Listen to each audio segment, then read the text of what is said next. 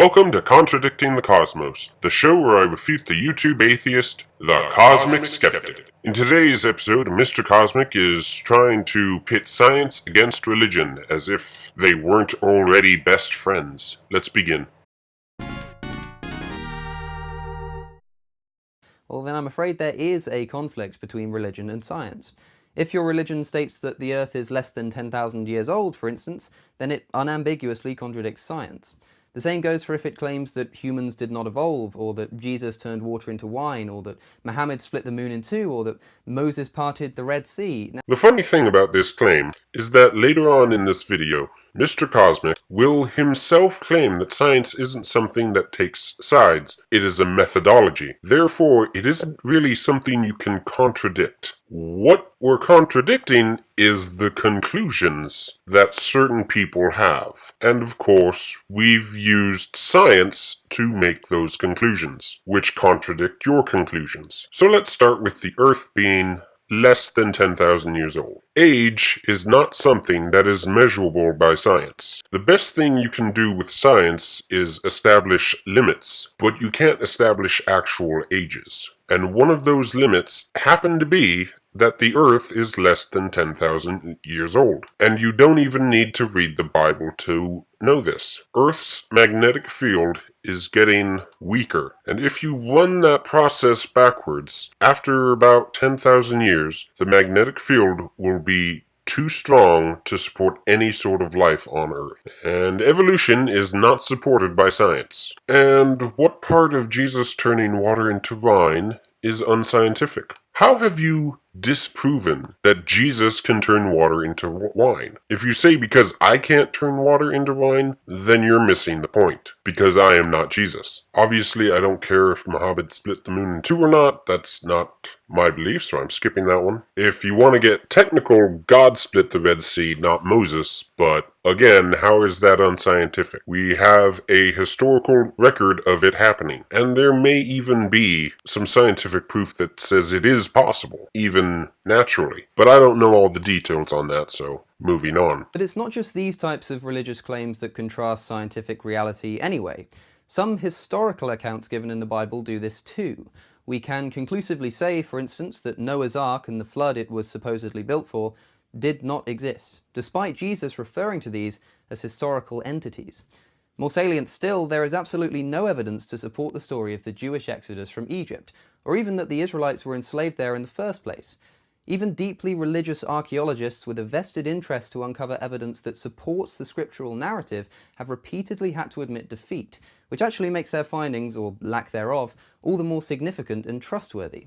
A lack of evidence for something is not evidence for a lack of something. So what evidence does Mr. Cosmic present that would contradict the existence of the Ark, or that the Exodus happened? Nothing. The best evidence he provides for the Ark not existing is that he hasn't found the Ark. That is not how you do science. Personally, I would not expect to be able to find the Ark. Why would Noah and his sons chop down trees in a world that was just flooded to make their new houses when there's a perfectly good boat right there that they will never need again? All that lumber ready to use. There is nothing conclusive about a lack of evidence, especially when you wouldn't even expect to find any evidence. And of course, I'm specifically talking about archaeological evidence. But I also feel this point you're making actually misrepresents the problem that many advocates of science have with religion. It's not so much the conclusions presented by religion that are the problem, it's the means by which these conclusions were achieved. You see, it's faith that is the problem here. Something that all religions are at least somewhat reliant upon. Faith, by definition, requires belief in something without any proof that supports that something. Science, conversely, is the antithesis of this, a method of learning what is true through nothing less than reliable and repeatable proof. Religious views are rooted in faith, and I think that even the most talented of religious apologists would struggle to convince any thinking person that the scientific method and faith are at all reconcilable. Not when you strawman what faith is. That is not the definition of faith. Faith is synonymous with trust. You have faith in your scientific conclusions. We have faith in our scientific conclusions. One major difference being that I actually have good reasons to have faith in my conclusions, while your reasons are ultimately arbitrary. You seem to have this almost exactly wrong. It's not that we don't want to be religious, therefore we say it contradicts science. It's that it contradicts science, therefore we don't want to be religious. I mean, you are right, I don't want to be owned, I don't want to be a pawn in some cosmic game of chess, but more importantly, I don't want to believe in any god whose existence is unsupported by empirical evidence, and certainly not one whose existence is positively disproven by it. Moreover, I know many people, such as American atheist President David Silverman, who actually do want to believe in God, but can't, because the evidence doesn't point that way. It's nothing to do with having moral objections to the existence of God, although believe me, I could find some. No, you couldn't. And I'm not even saying this as a challenge to go looking for him. I'm saying you do not believe in objective morality. Therefore, you literally could not find moral objections to anything. You could find things that you personally don't like or agree with, but that's not moral objections. And I hate to break it to you, Mr. Cosmic, but you are indeed religious. I may not be able to put a name to your religion, and may even call it atheism just as a stand-in, but you do have a religion. Your religion is basically, and a little bit ironically, worshiping the creation rather than the creator. It's ironic because that's exactly what pantheistic religions did when they attributed lightning to Zeus, or when they worshiped the sun as a god. The things that people like you like to mention as gaps of knowledge that have been closed by science, that is actually what you worship. You worship the natural,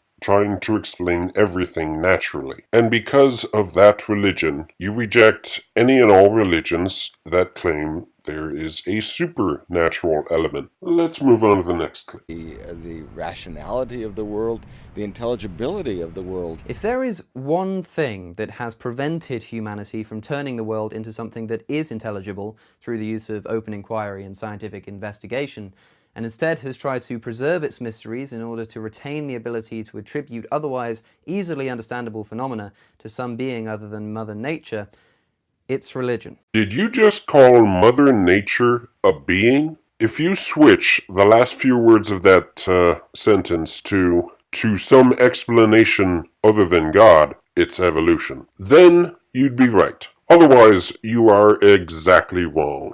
Well, I'm afraid that it is true that religion does have less to talk about than it did a few centuries ago, say, thanks to science.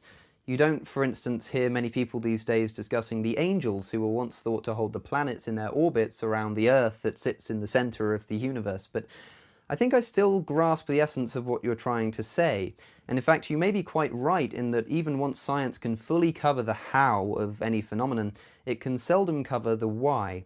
Unfortunately, whilst we can be sure that there is always a how to be uncovered, it may just be the case that why is a nonsense question, and that there simply is no why. Any question surely needs to be justified before it's deserving of an answer.